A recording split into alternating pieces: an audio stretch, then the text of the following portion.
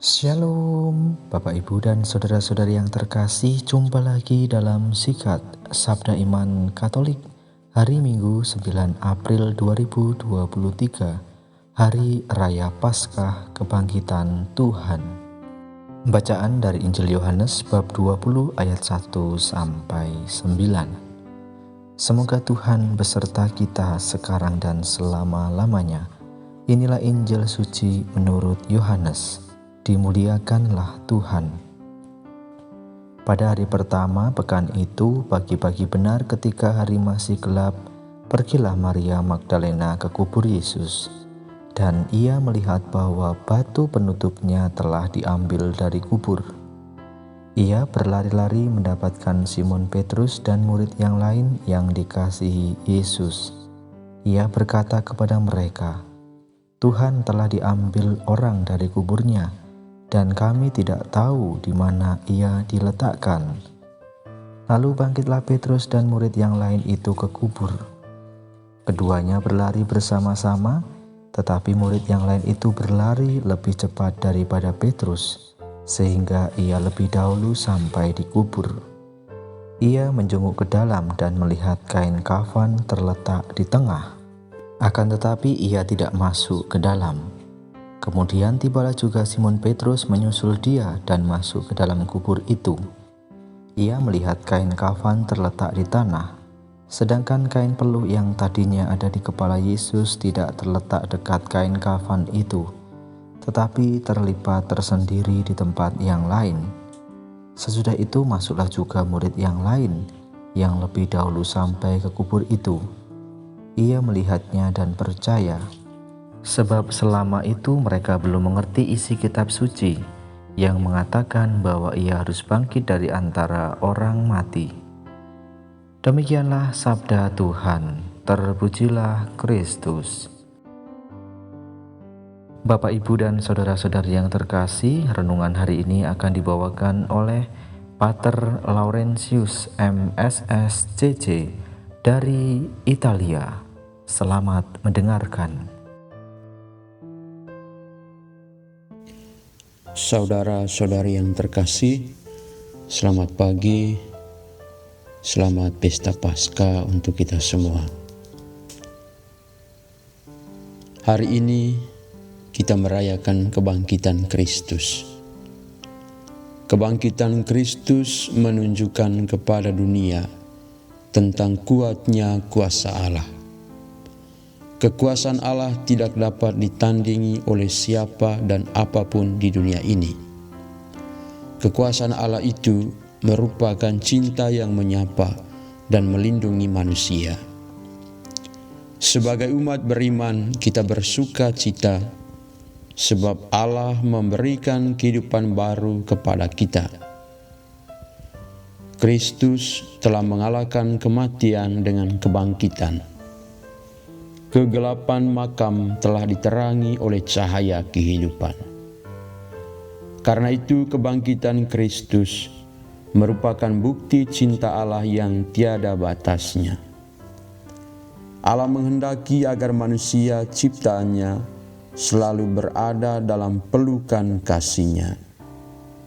Dan Dia pun berharap melalui sengsara, wafat, dan kebangkitan Kristus, manusia tidak hanya bertobat, tetapi sadar bahwa Allah sungguh mencintai dirinya. Saudara-saudari yang terkasih, kebangkitan Yesus disaksikan oleh para murid-Nya, yakni orang-orang yang selalu bersama dengan dirinya.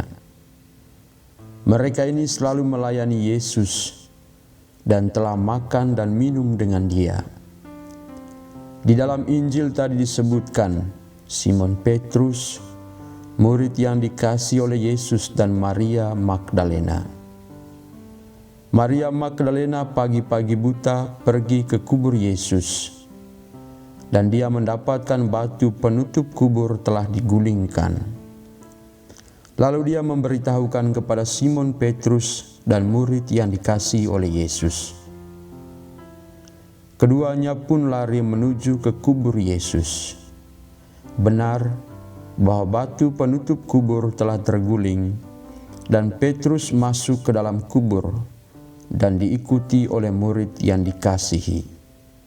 Dan di dalam kubur tidak ada lagi jasad Yesus.